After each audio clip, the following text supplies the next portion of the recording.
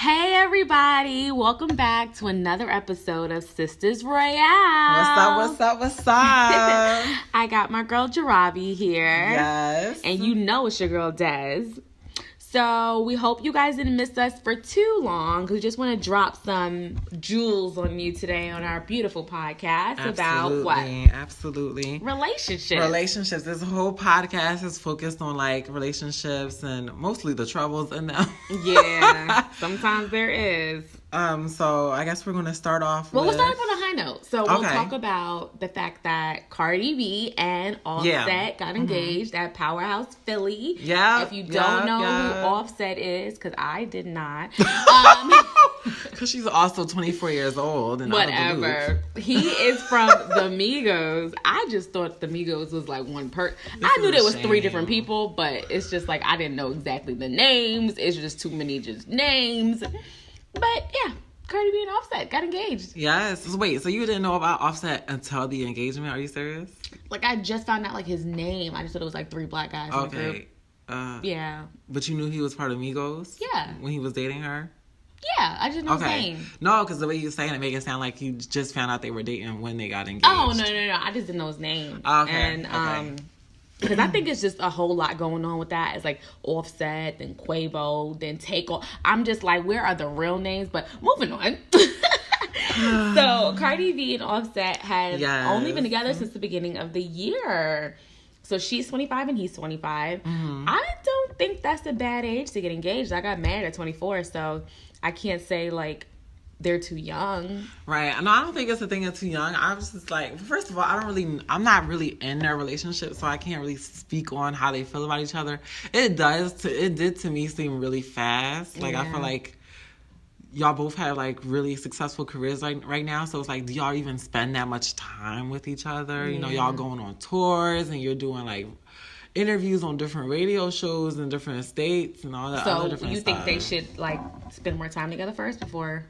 Well, like I said, I can't speak on anyone else's relationship, but if it was me and I knew that I was like really very busy and my boyfriend or whatever was very busy, I don't know. Engagement is different, I guess, because you're not necessarily married. Yeah, it's just saying I want to spend the rest of my life with you. We right, can start planning. Right. I don't think it's too bad. I've heard a story where a girl got married to her husband 30 days after the meeting, and they've been married for the last 15 years. Oh, wow. So there's been some 30 days? They got, engaged or married? Married. Oh, no. Freak engaged. They just jumped straight to the courthouse. They went to the courthouse, got married. Mm-hmm. And then also have heard stories of people that have been together like 8 years, got married and divorced after the first year. So it's like, you never know. So I can't judge and say that they, shouldn't or shouldn't, but congratulations. Yes, congratulations. This is her year. Like, her song is popping off. Her album's about to drop. I'm happy her album's about to drop? I don't know about her. She kept saying it was supposed to drop, but then she keeps cutting back on it. But who knows? Congratulations. Well, hopefully the album can keep up with the singles. Yeah. Definitely. Yeah, the few singles. Although exactly. I'm tired of hearing Bodak Yellow, baby. Me I need too, to hear honey. something else. Now I don't F with you at this point. Right? Not the single on the radio. But speaking of divorce. Oh my gosh. That brings us into Jeannie Mai from The Real. The ladies of The Real. Well, the ex-lady of The Real Freddie, as well. her husband. Now, they've been married for 13 years. They have no kids. So I think that the divorce should be smooth sailing. It's like they're fighting over custody. Yeah. Money-wise. I think he's a hunter or something like that. So he's gone the majority of the year, and they spend a few months together, which I think, well, it's alleged that that's one of the reasons why they are getting a divorce is because of the distance. And then also, if you watch The Real, you'll know that Jeannie doesn't want kids. Yeah, I think that I don't know, from like watching the show and seeing Jeannie on the show and how she just like, she always seemed like, even when she talked about marriage, she was just like not really as passionate as the other women on the panel, in my opinion. Like, I could remember, it was some episode, and they were talking about, like, jealousy of men and different things, and, like, how most women feel about their husbands. I feel like Jeannie just didn't feel about Freddie that same way. Like, she just was, like, really open. And I don't think open is a bad thing, but it was like to an extent to me where I felt like something is not right here, in my opinion. Like I always felt like something wasn't right with her, or even like the guests that would come on, how she would really be like underneath them, or really, like you said, fangirling over them earlier when we were talking about it. It just to me felt like she wasn't 100% with the marriage from the start, and also with her not wanting to have children. It probably affected Freddie. And I think it's something that in the beginning they were okay with, right? Yeah, because I think she said 13 years ago before they got married, they discussed it. And they said, do you want to have kids? And they both agreed that they really did not want to have kids. Now, you're in a marriage years later, and all of a sudden, your husband comes to you and says, hey, I want to have a kid. Now, going into it, that was not the decision. But I guess he's gotten older, and he's like, you know what, I want to have my offspring. Right. So what do you do then? You can't compromise a baby. It's not you can have it and I can't. And then, no, it's like either we're going to have it or we're not going to have it. And I think they've been going to therapy, she said. And Jeannie was saying, like, she doesn't know, maybe soon she'll want kids, but not right now. And that was like 3 years ago. So I guess 3 years later, and she's still saying, hey, I don't want kids. Right. So I guess you have to come to a realization and say, I'm going to have to just divorce, because what else do you do from there? What else do you do? I don't know. I just hope that, you know, with Jeannie and Freddie, that the divorce is just smooth sailing and that everything is good, because I do feel like they did truly love each other. It's just you grow up and you grow different ways. Yeah. So, you know, it happens. People go through divorce. It's not something that's like, you know, super taboo or anything like that. Yeah. So they'll get through it. She'll get through it. And I mean, hey, it happens. It happens. But also we have Tamar it just got released that Tamar and Vince will be also getting divorced soon. One of the Braxton sisters leaked it, whatever. Mentioned it. Came out and said it, girl. Came out and said it, and it'll also be featured in the next season. So I guess we'll get more information in terms of like the reasoning behind their divorce in the next season of Braxton Family Values or Tamar and Vince. I don't know if they're going to have a show. Oh, they're going to have a show? Really? Yeah, their own show. It's coming out November. So they're still going to have a season, even though that... This is like pre-recorded. Oh, yeah, that's true. So I'm guessing it's like they're still kind of... It was probably like a little bit before and then a little bit. Mm-hmm. Okay. Oh, wow. Yeah. That's going to be a season to watch. Show. That comes on what channel? WeTV. WeTV, okay. WeTV. Now, I'm not specific, but I think it comes out like November 9th. I think that's when the show will come out, the first episode. Okay. And they have been married for 9 years and have one child, Logan, together. So, 9 years is a long time in celebrity world. That's a very long time. Okay. Now, allegedly, from the information and the data that we could get, that we see that possibly the divorce has something to do with Vince and his money problems. You know, he owes like some $3 million to Sony.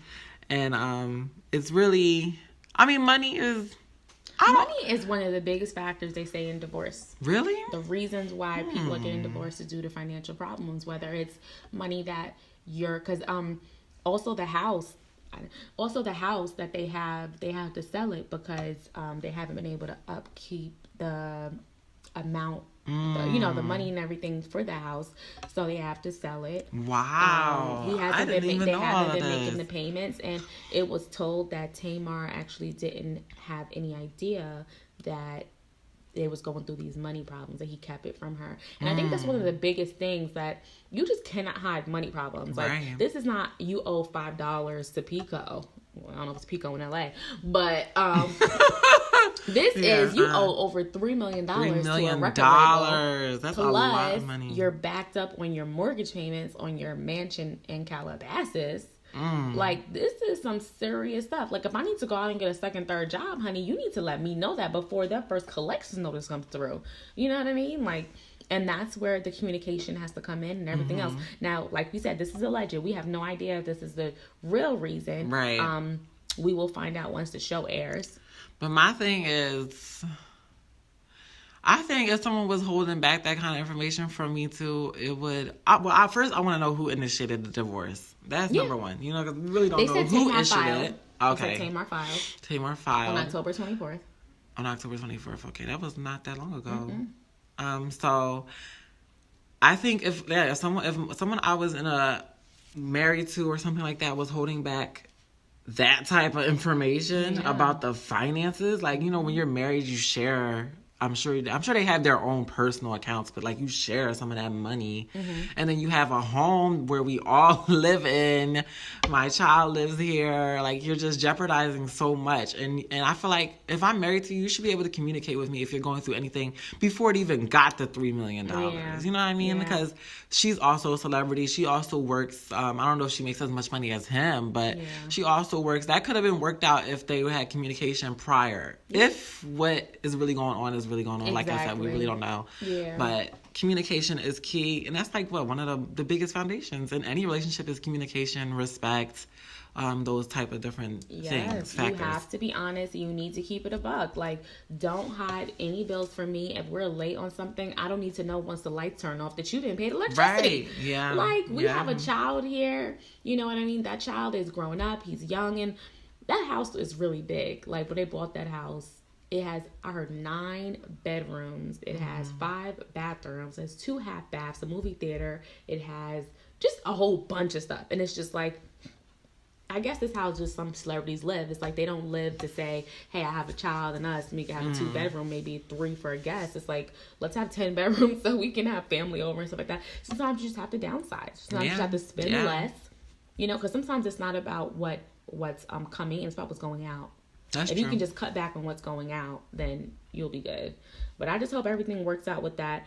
I really hope that this whole divorce doesn't really go all the way through, unless it's something really bad that we find out on the show. Right, we really don't know, honestly, because it could possibly be more factors than just the financial. If it's something really crazy, then girl, run. But I don't know if he like cheated, but girl, who's cheating on with him? Vincent lost weight. Did you see him recently? I don't care if he lost weight, he gained weight, he got a new car. He's not cute to me. He reminds me of the Michelin Man. You know what the Michelin Man is? He looks just like the Michelin Man. Oh my gosh. Tamar, listen, baby girl. He looks better. There are plenty of different fish in the sea for you that look better than darn Vincent Herbert. Oh my God. Don't try to play nobody's husband now. He's been with her for a while when Tamar wasn't looking like the Tamar looked like now. All right, Tamar got her little who knows done, whatever. You know.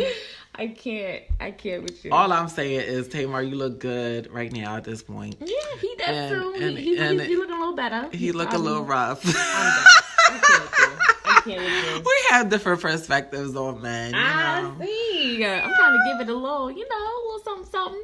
You know, there's another girl out there for you too, Vincent. There you go. Let's make it equal. Wendy Williams always said, if there's a rich man, there will always be a woman that will be there and available. Right. Okay, well, he ain't rich right now. He in debt $3 million, so who knows who will be there for him. Listen, he in debt. It's only $3 million, but it don't mean that he ain't still got a lot of money. That's true. That's so funny how like he could probably owe like $5 million on something and have like $30 million in the bank, but it's just that's his worth. But it doesn't mean he could touch it, stuff like that. So whatever. But the next topic we wanted to talk about is actually something that is very serious. Yes. And it is currently, October is Domestic Violence Awareness Month. Yes. And it has been statistically said that 1 in 4 women and 1 in 7 men have been physically assaulted by an intimate partner.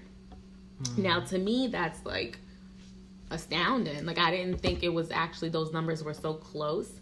And I feel like a lot of times people don't think men get assaulted, but they get assaulted too. Yeah. So, I feel like in both situations, people just need to keep their hands to themselves. And if you're going through something emotionally where you have anger issues, you need to get that dealt with before you get in this relationship with me. Yeah, definitely. Before. I have been in one domestic type of situation. I don't say if it's a relationship because it wasn't really a relationship. I was like dating someone, but it was like an intimate partner. But it was what? Intimate partner, like somebody that wasn't just a friend. Yeah. It was definitely like I was dating him. Okay. So and this happened like this summer actually. This happened in July. It was the guy I was talking to. I was talking to him for like kind of a while, like on and off-ish. And we went. Why are you looking at me Keep like going, that? keep If y'all going, can see the way she's looking at me right now, keep going. because this, I don't want to have to hear. Did I tell you this story? Keep going. Well, Let the world know. Keep going. Finish the freaking story. If he's listening to this, we might have a problem. But anyway, so we went out. We went out on a date. We went to a restaurant per se not per se. We did go to a restaurant downtown like Fridays, and we were in the car. Everything was fine. We were. It's not funny, but we were in the car, and I had got a text message from someone else that I was dating, whose name was saved as like a pet name, I guess. And he was like, "Who is that?" And I was like, "None of your business," because really it was none of his business. And he's like a kind of aggressive person. He's bigger than me, way stronger than me. He's like a bodybuilder. And he got upset because I basically was telling, I would not tell him. He just kept asking me. I'm like, I don't have to tell you. I'm not telling you. Like, it's none of your business. Mm-hmm. We were not in a relationship. We were literally just dating. So I didn't feel like I had an obligation to inform him of who it was. I mean, like, I'm sure he was talking to plenty of other people. Not plenty of people, but I'm sure he was talking to other people too. Because we're not, like, I wasn't talking to him consistently, like, every day. Like when you talk to someone every day, you kind of get a feeling that they're talking to someone else, whatever. Yeah. But we weren't really that involved. So I don't even understand why he was that upset over it. You know what I mean? Because I only talk to you probably once a week. I see you probably like once a month. I wasn't seeing you that often. So you can't really claim me as yours. And I'm not claiming you as mine. So anyway, he got upset over it. And some words got exchanged or whatever. And first he put his hands around my neck and he pushed me on the car door, on the passenger side car door, in moving traffic. He still to this day does not know where I live, so that wasn't a situation. He was actually dropping me off at City Hall downtown to get on the train to go home, because he lives in South Philly, whatever. Anyway, so you just told the whole world what this man lived. Keep going. Well, I got goons. I got goons, baby. Keep going. So he held my neck into the car door. And then I told him to get off me, and I had I started cursing him out, because I'm like, okay, like, you put your hands on me. And I guess he got upset because I started cursing him out, so he felt disrespected, and he actually punched me in my chest, very hard in my chest. And the rest of the ride, I sat quiet, because I'm like, I'm not going to say nothing else, because I don't know this guy could, do anything right now. He could kill me for all I know, you know what I mean? Lock me in a car, take me somewhere, beat me up, kill me. So I'm like, I'm just gonna be quiet and be compliant until I got to the station, and then I haven't talked to him since then. I blocked him on every social media number, everything like that. So I haven't talked to him since. But I've definitely been in a domestic abuse type of situation, and going into you could say like, I never thought I would be. I ain't letting no nigga hit me. I ain't letting nobody hit me. Mm-hmm. But it's really different when it actually comes up and it's was that like face. A first date for you? Like, how long were you dating? No, it wasn't our first date. We were talking, so we started talking like August of 2015, and this happened in July of 2015. I'm sorry, August of 2016, and this happened in July of 2017. So like a year. It's been like on and off-ish. For almost a year. Yeah, for almost a year. Did you ever sense any anger from him that you kind of was like a red flag that you just kind of brushed off your shoulders? I did. I definitely did. I'm not going to sit here and lie and try to play complete victim. So then what happened when you saw that first blow of anger? Was the first... Okay, my question, let me make this more clear.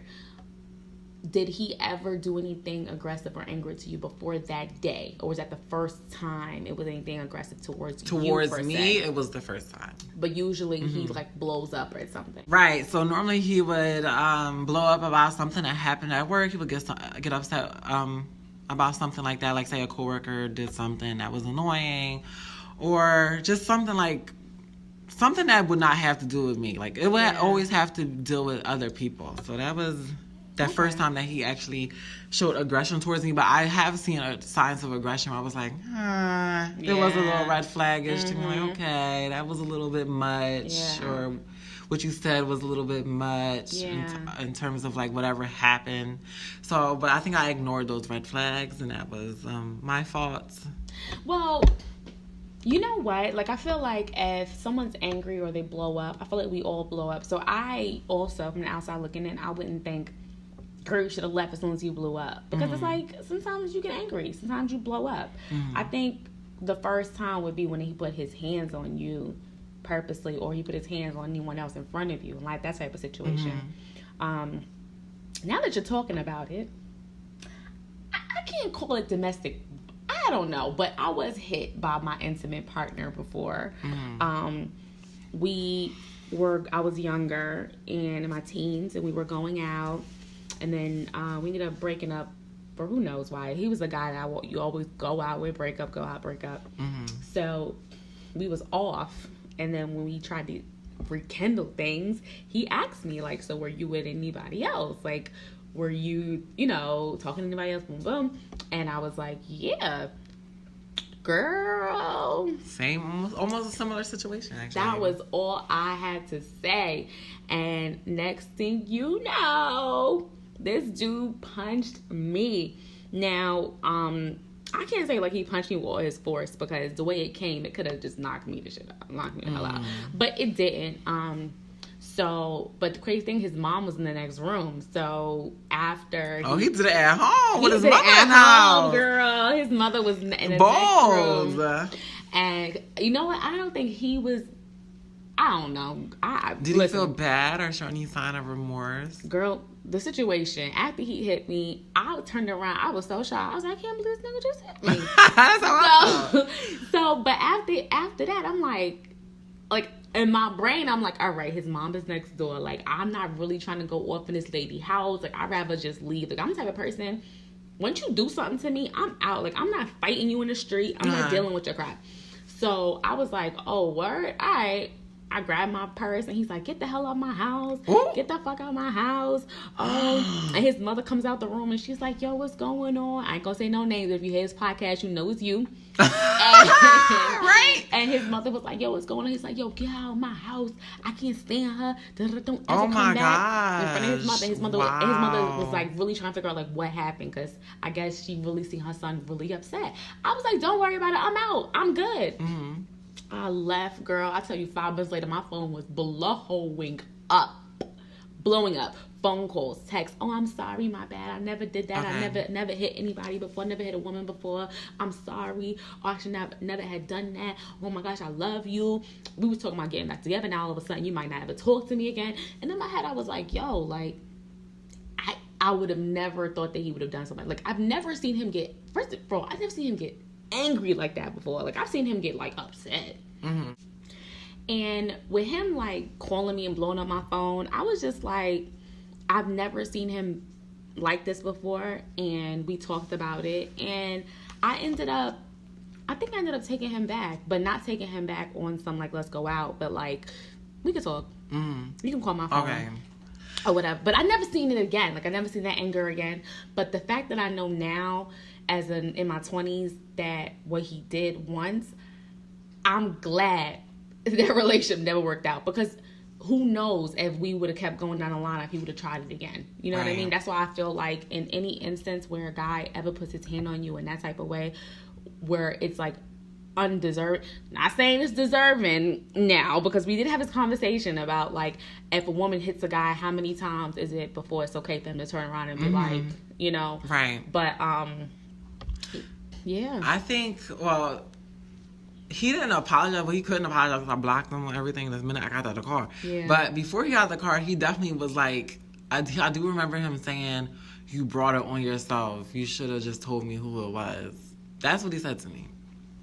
I was just like, oh my gosh. Like, see, that's somebody that must continuously hit women, because it's had to have happened before to someone else. Because at least with my guy, he was like, I'm sorry, my bad. Even though those be the ones that be like, I'm sorry, my bad, turn around and hit your behind right again. So, but still, like, at least when you know the one that says I'm sorry or whatever, at least you know that they feel bad. But the bad thing is that they feel bad and they know they do wrong, but they continuously do it. Where somebody that will continuously hit you and not feel no remorse about it. There's some men that will knock a woman out and be like, oh well. You know what I mean? That's the one you got to be like, damn, like. I feel like he probably was the type, like. That's what I'm saying. I feel like, oh, if you made me mad enough, you wanted this. Yeah. You know what I mean? It. Yeah. It's crazy. But domestic violence is not just a physical thing. It's actually, it could be mental as well. Making you feel guilty about hanging out with your family or your friends. You know, it could be verbal. Somebody, you know, calling you all types of names. Things like that. And I feel like a lot of times with women, we kind of let the mental and the verbal go, because it's like, oh, he's not hitting me.